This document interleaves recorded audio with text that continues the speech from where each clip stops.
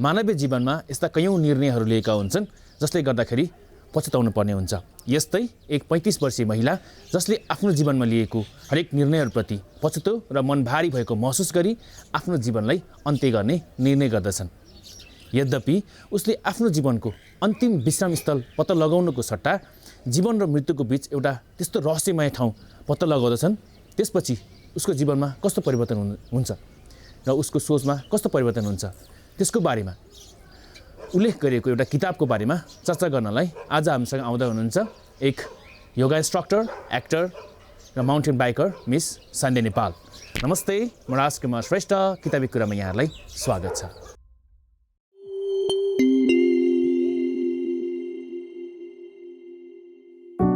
Hello everyone, my name is Sandhya Nepal and I'm a lot of things. I'm a yoga instructor, I like to sing, I like to do art, and then I'm a recent graduated master's. So of course I have my work, job and stuff. Other than that, I like to do mountain biking. So yeah, like any other person, I've got different shades to me. And among them, I'm a book lover, a proud book lover. So, bookको कुरा गर्दाखेरि चाहिँ I think book reading is very essential for all of us. किनभने of course there's movie and entertainment को लागि there are lots of visual contents that we have access to. But I think book always holds a special place in my heart. किनभने book is something that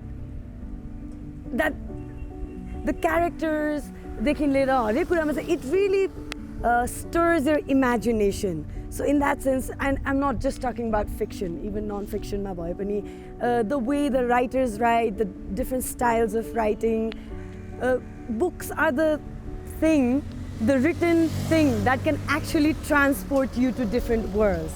So why I like reading books? I think मेरो लागि चाहिँ the way I see it, books are like a person to me. हरेक different book जुन चाहिँ मैले समाउँछु त्यो चाहिँ मेरो लागि हरेक एउटा different person सँग बोलेको जस्तो मलाई feel हुन्छ। भन्छन् नि एउटा bookको companyमा a person is never lonely in the company of a book, and I take that thought, let's say, very seriously. कुनै पनि book सँग बस्दाखेरि चाहिँ मैले साच्चै नै मैले lonely कहिले पनि feel गर्दिनँ। बरु मलाई साथी नहोस् हरेक ठाउँमा कुनै ठाउँमा ट्राभल गर्दाखेरि तर मसँग एउटा बुक चाहिँ सधैँ भइरहेको हुन्छ। I am one of that person who always has a book in our bag. Of course आजकल त ई बुक्सहरू पनि आइसकेको छ, सो आइप्याडमा which ever is easier for you. मलाई चाहिँ बुकको त्यो ट्रेडिसनल टच पनि अलिकति धेरै मनपर्छ हुन्छ नि, त्यो पेजेसहरू सुँघ्ने, पेजेसहरू हेरेर पढ्ने। सो आई लाइक त्यो एक्सपिरियन्स अफ बुक रिडिङ पनि मेरो लागि चाहिँ एकदमै स्पेसल हुन्छ। अनि there are different books that touches you in different stage of life. So मेरो book reading को journey को बारेमा सोच्नु पर्दा चाहिँ I didn't used to be much into book reading. Maybe हाम्रो while I was growing up, in my case at least, पढ भन्ने खालको प्रेसर चाहिँ मेरो इन्भाइरोमेन्टमा अलिकति धेरै भएको भएर I always thought book reading was some sort of a difficult task हुन्छ नि, कसैको लागि गरिदिनु पर्ने हुन्छ नि। I never thought book reading पनि चाहिँ एउटा pleasurable experience हुन सक्छ भन्ने चाहिँ I never took book as a त्यो entertaining experience or हुन्छ नि pleasure experience. But things started to change for me. Maybe मेरो high school पछि when a friend gifted me a rom-com book. त्योभन्दा अगाडि I had never read a fiction before, apart from of course हाम्रो English book मा, Nepali book मा स्टोरिजहरू बाहेक चाहिँ मैले फिक्सन पढेको थिएन। So I always knew the power of story, but I never proactively looked to actually get myself a book and then delve myself into a certain some story. But when I was gifted this book in high school about this rom-com book, that's when I actually understand how you can be hooked to a book. So मेरो त्यो teenage डेजमा चाहिँ जुन एउटा मैले rom-com पाएँ, actually इम्बेरेसिङली मैले अहिले त्यो बुकको नाम पनि बिर्सिसकेँ, तर बिकज मेरो लागि चाहिँ that was the first book that got me into the journey of reading books and actually thinking of buying books. That experience for me is really important, even though I don't remember the name of the book. So yeah, मेरो book reading journey चाहिँ त्यहाँबाट सुरु भयो. त्यस पछाडि as मेरो स्टडिजहरूमा चाहिँ म प्रोग्रेस गर्दै गएँ. मैले ब्याचलर्स जोइन गरेँ, मैले मास्टर्स जोइन गरेँ, मैले I came across lots of non fictional books. अनि त्यस पछाडि चाहिँ सडनली त्यो रिडिङ प्र्याक्टिसेसले गर्दा अनि एउटा मेबी आफ्नो एउटा इन्टेलेक्ट पनि डेभलप हुँदै जान्छ. सो त्यो बुक रिडिङलाई चाहिँ वी टेक इट डिफ्रेन्टली. त्यस पछाडि चाहिँ मलाई मेरो चाहिँ बुक रिडिङमा चाहिँ रस बस्न थाल्यो. अनि I think one of the book that was अलिकति टर्निङ पोइन्ट भएको मेरो मनमा चाहिँ धेरै लामोसम्म बसेको भने चाहिँ सलमान रुस्दीको मिडनाइट चिल्ड्रेन भन्ने एउटा बुक छ. त्यो बुकको एउटा जुन सलमान रुस्दीले चाहिँ जुन शैलीमा चाहिँ राइटिङ गर्नुभएको छ त्यो यति भिभिड र ग्राफिक लागेको थियो कि मेरो लागि त्यो टाइममा चाहिँ त्यस्तो खालको चाहिँ फर्स्ट एक्सपोजर थियो. So I think that book holds a special place to me in the sense that I got to know how special writing can be. Even though I'm not much of a great writer, तर त्यो एउटा राइटिङले मान्छेलाई त्यसरी move गर्न सक्दो रहेछ. आफ्नो इमेजिनेसन्सलाई चाहिँ it could take you places भनेर चाहिँ मैले त्यो बुकबाट चाहिँ एक्सपिरियन्स गरेको हो. एनिवेज, सो बुक्सहरूको कुरा गर्दाखेरि चाहिँ as I'm going to be doing some review on a book and it's going to be a fiction. र यो बुकको नाम पनि starts with midnight. It's not midnight children by Salman Rushdie. It's called midnight library by Matt Haig. So आज चाहिँ म यो बुकलाई चाहिँ रिभ्यू गर्न गइरहेको छु. This is a pretty fresh enough book. So यो बुक चाहिँ म्याट हेगले 2020मा लेख्नुभएको बुक हो र यो चाहिँ साइन्स फिक्सनको जनरमा पर्छ यो बुक चाहिँ. अनि so what's about this book? यो बुक चाहिँ मैले latest this is one of my latest read. अनि नर्मली लेटली चाहिँ म अलिकति नन फिक्सनल रिडिङ फेजमा थिएँ and this is a science fiction book. And why I really like this book is because जब मैले बुक भेटाएँ त्यति बेला चाहिँ म I was going through this personal journey. त्यति बेला चाहिँ भर्खरै मेरो एक्सिडेन्ट भएको थियो and I was bedridden and I was really contemplating about my life. अनि questioning actually I was questioning a lot of the things in my life and my life choices. अनि यो book मलाई कसैले recommend पनि गरेको होइन. Actually मैले टिकटकमा भेटाएर चाहिँ यो बुकको बारेमा मैले धेरै सुनेको भएर I just thought maybe I should get this book भनेर I just when I got healed मैले यो बुक चाहिँ पढेँ. अनि त्यति बेलासम्म पनि मेरो डाउट्सहरू मसँग थियो. मेरो अफकोर्स अहिले पनि छ, we are human beings of course. But this is the book, I think this is the book that nudged me towards clarity in life, fairly to a certain extent. त्यही भएर this book अहिलेको जुन पनि म life स्टेजमा छु, it holds a very special place. यसले चाहिँ मलाई लाइफलाई हेर्ने पर्सपेक्टिभ नै चेन्ज गराएको जस्तो मलाई फिल भएको छ यो बुकले गरेर. So because यो fictional book हो, I will try my best to not spoil the story for you guys. तर भन्दै जाने प्रोसेसमा I might leak few stories here and there, bear with me, तर म I'll try my best not to spoil it. Anyways, so यो book चाहिँ एउटा 35-year-old Nora Seed भन्ने केटीको जर्नीको बारेमा छ यो बुकमा चाहिँ हैन. अनि कस्तो हुन्छ भने she is going through something in her life. उसको चाहिँ लाइफमा एउटा chronic depression, she's a clinically diagnosed चाहिँ डिप्रेसन पर्सोना हुन्छ ऊ चाहिँ हैन. अनि उसको जर्नीलाई चाहिँ एकदमै अनफोल्ड गर्ने बारेमा छ यो बुक चाहिँ. So Nora Seed, she is a 35-year-old woman who lives in a small town. अनि उसले चाहिँ एउटा गिटार सपमा काम गर्छ. एकदमै she has a very basic life. उसको लाइफमा त्यस्तो ह्यापनिङ केही पनि छैन. She is going through depression. उसले डिप्रेसनको मेडिकेसन पनि खाइरहेछ. अनि उसले चाहिँ कस्तो हुन्छ भने उसले भर्खरै एउटा इङ्गेजमेन्ट पनि तोडेको हुन्छ उसको एउटा who was suppose to be love of the life होइन उसँग चाहिँ उसले फेयर अफ कमिटमेन्ट भनौँ या हरेक उसको आफ्नो मेन्टल इस्युजहरूले गरेर चाहिँ she is just not able to pull through the relationship so उसले चाहिँ त्यो अलमोस्ट हुन लागेको वेडिङलाई पनि क्यान्सल गरेर बसेको हुन्छ सो यो स्टोरीको बिगिनिङमा चाहिँ नोरा सिड र उसको बिरालो बाइक उसको लाइफमा त्यति बेला कोही पनि हुँदैन she is not that good in very good terms with her brother उसको one of the closest family member अनि सो यो बुकमा चाहिँ कस्तो हुन्छ भने अब नोरा चाहिँ एउटा यस्तो पर्सनालिटी हो जो चाहिँ she could have been a lot of the things उसमा धेरै पोटेन्सियल भएको मान्छे हुन्छ नि ऊ चाहिँ एउटा आफ्नो हाई स्कुल डेजमा चाहिँ एकदमै स्विमिङ पनि एकदमै राम्रो खेल्न सक्ने सिङ्गिङ पनि गर्न सक्ने ब्यान्डको मेम्बर भएको इनफ्याक्ट उसको भाइसँग चाहिँ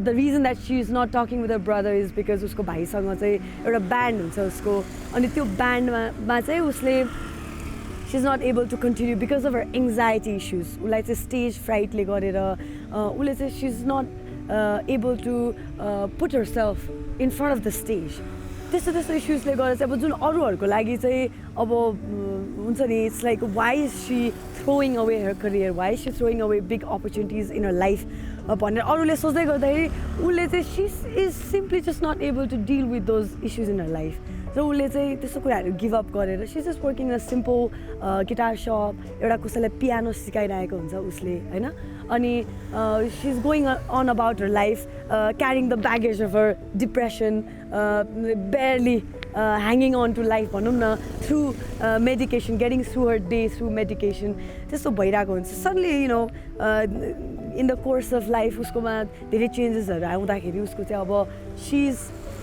faced with the changes that she's not happy with उसको चाहिँ अब गिटार सपबाट चाहिँ because she is not that bubbly as a sales women is expected to be उसलाई चाहिँ अब फाइनेन्सियल क्राइसिसको मिडमा पनि अब ऊ त्यति ब्राइट पनि नभएको भएर अब उसको ओनरले चाहिँ he is not able to keep her any more so उसलाई लेट गो गर्छ अनि त्यही दिन फेरि उसलाई अर्को घटना पनि थाहा हुन्छ उसले सिकाइरहेको जसलाई एउटा ट्युटरिङ गरिरहेको एउटा स्टुडेन्ट हुन्छ उसको पियानोमा उसको ममले चाहिँ कल गरेर उसलाई अब लेसन्सहरू डिस्कन्टिन्यू गर्ने भनेर भनेको हुन्छ र उसको एउटा बिरालो हुन्छ त्यो दिन अनि अब that cat too passes away that day उसलाई चाहिँ एउटा उसको क्रस अर सेमी क्रस जस्तो एउटा कोही मान्छेले चाहिँ त्यो रनिङ गर्दाखेरि उसको बिरालो भेटाएर तिम्रो बिरालो मऱ्यो है भनेर चाहिँ उसलाई चाहिँ ह्यान्ड ओभर गर्छ अनि एक्चुअली बिगिनिङमै यो बुकको चाहिँ सेटिङ चाहिँ त्यस्तो खालको छ वेयर उसले she is just not able to bear with all of this losses in her life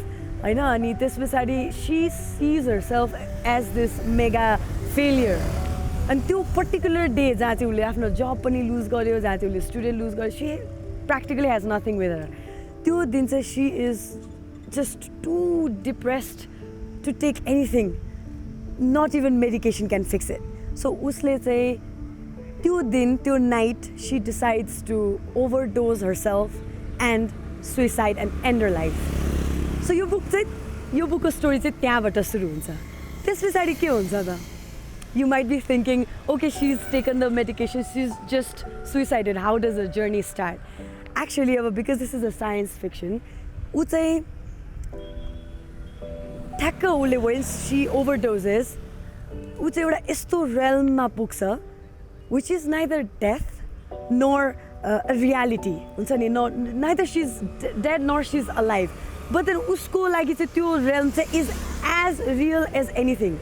उसको नयाँ reality we could even call it उसको न्यू रियालिटी आफ्टर डेथ होइन ऊ चाहिँ एउटा मिड वर्ल्डमा चाहिँ ऊ पुग्छ त्यो वर्ल्ड त्यो रेल्मको रूप चाहिँ एउटा लाइब्रेरीको रूप हुन्छ hence the midnight library so त्यो मिड नाइट लाइब्रेरीमा ऊ पुग्छ and then everything is as real as the real world उसले त्यो she could touch everything she could smell things she could feel things होइन अनि त्यहाँ चाहिँ एकदमै बुक्स हुन्छ अनि I don't want to stretch too much so long story short त्यो लाइब्रेरीमा चाहिँ एउटा फिगर आउँछ उसँग इन्टरेक्ट गर्नलाई in the face of her library teacher ऊ स्कुल पढ्दाखेरिको एउटा लाइब्रेरी टिचरको रूपमा चाहिँ एउटा मिसेस एल्म भन्ने हुन्छ उहाँको नाम she meets her and she is as young as she was when she was a child होइन सो उसले चाहिँ मिसेस एल्मलाई भेट्छ अनि त्यस पछाडि उसले अब कहाँ हो यो के हो कस्तो हो सबै कुराहरू त्यहाँबाट चाहिँ उसको एक्चुअल जर्नी सुरु हुन्छ सो यो बुकको चाहिँ जर्नी कसरी सुरु हुन्छ भन्दाखेरि चाहिँ त्यो लाइब्रेरीमा all the books that are around her turns out as explained by Mrs. Elm चाहिँ उसकै लाइफहरू हो उसकै लाइफहरूले चाहिँ त्यो बुकको फर्म लिएर बसेको हुन्छ सो सी लर्न्स द्याट हरेक उसको लाइफको लिटल चोइसेसहरूले चाहिँ डिफ्रेन्ट रूप लिएको भए के हुन्थ्यो त्यसको एउटा भर्जन उसको लाइफको डिफ्रेन्ट सेड्स अब मिलियन इन्फिनिट सेड्स चाहिँ त्यो लाइब्रेरीमा छ अनि त्यो सबै बुक्सहरू चाहिँ प्यारलली एक्जिस्ट गर्छ उसको त्यो बुक्स इक्वल्स टु उसको parallel life so all those books represent the life that is ongoing अनि उसले जुन चाहिँ लाइफलाई चाहिँ उसले सी डिसाइडेड टु एन्ड त्यो चाहिँ त्यो रेलमा चाहिँ उसको रुट लाइफ हुन्छ होइन अनि ऊ त्यो वर्ल्डमा पुग्छ and then she learns that उसको चाहिँ सबै बुकहरू she can try as many book as she want go delve into those life and even come out तर सुरुमा चाहिँ ऊ एकदमै रिलक्टेन्ट हुन्छ एकदमै त्यो प्रोसेस त्यो जुन चाहिँ वेमा राइटरले एक्सप्लेन गरेको छ मिसेस एल्म र उसको एउटा कन्भर्सेसन हुन्छ त्यो फेजमा चाहिँ जहाँ चाहिँ उसले no I just don't want to turn the page of any new book मलाई मेरो कुनै पनि भर्जन हेर्नु छैन I choose to end my life and I want it ended भने चाहिँ she is really adamant about her decision त्यति बेला she doesn't want to try any life she just I want to die मलाई figure out नै गर्नु छैन मलाई यो लाइब्रेरीको अर्को साइडमा पुऱ्याइदियो I don't want to be stuck in the middle I thought I was gonna die भनेर उनीहरूको त्यो एउटा कन्भर्सेसन चाहिँ एकदमै इन्ट्रेस्टिङ छ एकदमै सटल छ होइन सो सेल्फ डिस्कभरीलाई चाहिँ यो बुकले एउटा होल न्यू एङ्गल दिएको छ अनि मिसेस एल्मले जुन वेमा कन्भिन्स गर्छ जुन एउटा ह्युमरस वेजहरू लिएर राइटरले एउटा चाहिँ why you should try a new life होइन अनि एउटा डिप्रेसनमा भएको मान्छेले त्यति पनि ट्राई गर्न खोज्दैन भनेर त्यो जुन कुराहरूलाई चाहिँ देखाएको छ राइटरले I think it really closely explores depression भनौँ न अनि हाम्रो चोइसेस फर ह्याप्पिनेस होइन कुनै केसमा हामीले किन ह्याप्पिनेस चुज गर्छौँ र किन चुज गर्दैनौँ भन्ने चाहिँ त्यो मुड्सहरूलाई चाहिँ एकदमै राइटरले चाहिँ एकदमै राम्रोसँगले पोर्ट्रे गरेको छ सो त्यो फेजमा finally Mrs Elm is obviously able to convince नोरालाई आफ्नो to try out her life त्यही बिचमा अर बिफोर द्याट मिसेस एल्मले चाहिँ उसलाई उसको बुक अफ रिग्रेट्स दिन्छ तिमीले चाहिँ अहिलेको लाइफमा before you ended it what is the thing you could have done differently भनेर उसलाई सोध्छ and she is like now then she is interested there are so many regrets हाम्रो अहिलेको लाइफमा पनि कति धेरै रिग्रेट्सहरू हुन्छ होइन अनि नोराले चाहिँ एउटा बुक अफ रिग्रेट भन्ने चाहिँ मिसेस एमले उसलाई ह्यान्ड ओभर गर्छन् उसले हेर्दा त्यो book is really big really huge अनि त्यो बुक खोल्दाखेरि उसलाई यति पेन हुन्छ कि बिकज त्यो बुकमा चाहिँ she sees all of regrets at once अनि उसको फर्स्ट रिग्रेट चाहिँ उसले ड्यान उसको जुन फियान्से थियो उसलाई बिहा गरेको भए she could have turn out to be happy होइन आखिर लाइफमा हामीले ह्याप्पिनेस नै खोज्ने त हो नि अनि उसको चाहिँ बिगेस्ट रिग्रेट उसले त्यो कन्सिडर गरिरहेको हुन्छ अनि उसले she says I regret not marrying Dan so now she has a chance to actually pick one book and then uncover it and then try that life out अनि Mrs एमले चाहिँ के पनि भनेको हुन्छ भने if you try that book any moment you think you don't want to live that life you can come back होइन अनि टेक्निकली चाहिँ you will be that person त्यो पर्सनकै कन्सियसनेस तिम्रो आफ्नो अर्को भर्जनको कन्सियसनेसमा चाहिँ तिमी पुग्छ अनि you'll start from right there and you'll still have all your memories intact होइन तर तिमीले if you decide to come back from that life त्यो मान्छेले चाहिँ it will be a fade memory होइन सो त्यो कहिले कहिले हामीलाई हुन्छ नि एउटा डेजा भू अर ड्रिम त्यस्तो वेमा चाहिँ त्यो जाँदै जान्छ सो नो इस्युज हुन्छ नि everything is covered for all the technical glitches that could have caused त्यो त्यस्तो खालको लाइफ स्विचिङ भनौँ न गर्दाखेरि it's all covered for so if you want try a life just go for it भन्दाखेरि Nora she decides to try on a life where she is married to this guy named Dan So she goes into this life and now she's not happy. I know त्यो लाइफको अब I won't delve into the details के हुन्छ त्यो लाइफमा basically she realizes she's not truly happy अनि त्यहाँ पनि she's still taking antidepressants होइन अनि एउटा पोइन्टमा it's also a failed marriage by the way and then at a certain point where she just decides to come back to the Midnight Library again. And she says, oh, actually I did well. मेरो marriage, it wasn't going to be successful anyway. She realizes that. And फेरि Mrs. Elmsamangको conversation हुन्छ लाइफको बारेमा, रिग्रेट्सको बारेमा. त्यो कन्भर्सेसनहरू यति इन्लाइटनिङ छ हैन. I really urge you to read this book to find out what those conversations are about. For me, those conversations, every chapter I felt like I was getting some kind of therapy, right? अनि त्यसै गरी त्यो प्रोसेसमा चाहिँ Nora goes on to try lots of different lives. उसले चाहिँ she basically every different choices she thought she could have taken, every different decision, every different turn in her life, उसले लिएको भए कस्तो हुन्थ्यो होला भनेर, now was her opportunity to try all these different versions of herself which are existing parallelly, हुन्छ नि. So यो लाइफहरू ट्राई गर्दै जाने क्रममा चाहिँ she finds some could be her life, someमा चाहिँ she's okay, maybe this was the त्यो मेरो हुन्छ नि main life हो. In fact, Mrs. M ले के पनि भनेको हुन्छ भने, if you found a life that you think you want to live, त्यो लाइफमा चाहिँ then you can stay there, हैन. अनि त्यस पछाडि बिस्तारै तिम्रो मेमोरीहरू it'll tune itself, you can just have a go at that life भनेर भन्छ. So she tries on a lot of the life, but somehow one way or the other कुनै लाइफमा धेरै बस्छ, कुनै लाइफमा थोरै बस्छ. She's just not convinced that she wants to live that life forever. She wants that life, like this is the one भन्ने उसलाई हुँदै हुँदैन. Lastमा, how do I say this without spoiling? I don't know. उसले चाहिँ कस्तो गर्छ भने एउटा सेल्फ डिस्कभरीमा कस्तो हुन्छ, no matter whichever life she tries, हैन. So lastमा चाहिँ she thinks she found a life which is the one. उसले चाहिँ कस्तो उसले एउटा यस्तो एउटा जेन्टल लाइफ उसले इमेजिन गरेको. अब त्यो धेरै एडभेन्चर्सहरू छ उसको लाइफमा, which I'm deliberately not saying here because I don't want to spoil the book for you. तर एउटा उसले एउटा यस्तो लाइफ भेटाउँछ जुन चाहिँ उसले सोच्छ कि okay this is the life I want, हैन. ऊ त्यो लाइफमा चाहिँ कम्पेरिटिभली एकदमै धेरै टाइम पनि स्पेन्ड गर्छ है. अनि त्यहाँ चाहिँ उसलाई कस्तो हुन्छ भन्दाखेरि बिस्तारै she goes on to realise कि this is not my life. No matter whichever Nora seed this is, this is not the Nora seed who just attempted to take her life. उसलाई आफ्नै लाइफ बाँच्दा पनि एउटा खालको एउटा impostor syndrome हुन्छ, and then she's simply not able to take it. त्यो लाइफमा उसको she's got basically everything she could ever wish for.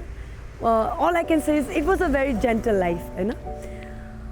And then she comes back to the Midnight Library again. She thought this time around she would not go back to the Midnight Library to try on the new life. But then she again finds herself to the Midnight Library. So this time the Midnight Library is different as well. It's starting to crumble. अब Midnight Library चाहिँ already हुन्छ नि त्यसको Midnight Library को existence चाहिँ कस्तो भन्ने, it's in threat. By the way, I missed saying यो Midnight Library मा चाहिँ time stays still, हैन. यहाँनिर चाहिँ अब घडी चाहिँ अब 12 बजे भन्दा उता जाँदै जाँदैन. So त्यो लाइब्रेरी चाहिँ क्रम्बल हुन थालिरहेको हुन्छ, हैन. अनि कस्तो हुन्छ भने now this is supposed to be a critical time in the book where she has to decide either she's going to take on a life or she's just going to have to end it all. This is not going to be her life. There's not going to be a Midnight Library. Basically, there's not going to be another chance. त्यति बेला चाहिँ उसलाई एउटा एकदम ठुलो awakening हुन्छ, हैन, which I'm not going to reveal here. For this, you will have to read this book, हैन. यो चाहिँ जुनै पनि एउटा established bookstore-मा चाहिँ पाउन सक्नुहुन्छ तपाईले, हैन. All I can say is मेरो लागि when I went through this when मेरो जब accident भयो त्यो particular momentमा चाहिँ I was unconscious for a certain time period, हैन. अनि म बिस्तारै कन्सियसनेसमा आउँदै गरिरहेको थिएँ. त्यति बेला चाहिँ I really didn't want to face the reality because I had lots of broken parts, and I had lots of wounds. It was really painful. त्यति बेला I didn't have the guts to experience the reality. अनि मैले पछि Midnight Library पढिसकेपछि I reflected my situation, and then I realized, what if I was taken to the Midnight Library? What if I did go to the Midnight Library? So maybe सबैको लाइफमा चाहिँ between life and death भनौँ न एउटा maybe sometimes when we experience an accident or त्यस्तो critical phase हाम्रो लाइफमा आउँदाखेरि के भइरा हुन्छ होला त्यो behind the scenes. Is there a life after, or this is that after? धेरै चिज कतिवटा फिलोसफिकल कुराहरू हामीलाई लाइफमा थाहा हुन्छ तर त्यो रियलाइज हुँदैन. आई थिङ्क यो बुकले चाहिँ मलाई त्यो रियलाइज गर्ने चाहिँ एउटा राम्रो स्ट्र दियो. सो जाँदा जाँदै म चाहिँ यो बुकमा लेखेको एउटा स्पेसल कोट छ. I want to say that to all of you because I think that was my huge takeaway यो बुकमा. Sometimes when we feel like everything is going wrong, we cannot take it any further, हैन? त्यस्तो low feel भइरहेको बेलामा चाहिँ I think this quote could help us all. र मलाई चाहिँ particularly यो quoteले एकदमै छोइदियो. I can't even find it actually. कहाँ गयो? So मेरो favorite quote from this book, a very big takeaway for me personally, is a pawn is a queen in waiting. All you need to do is find a way to keep moving forward. So I hope you enjoy your read. Good luck.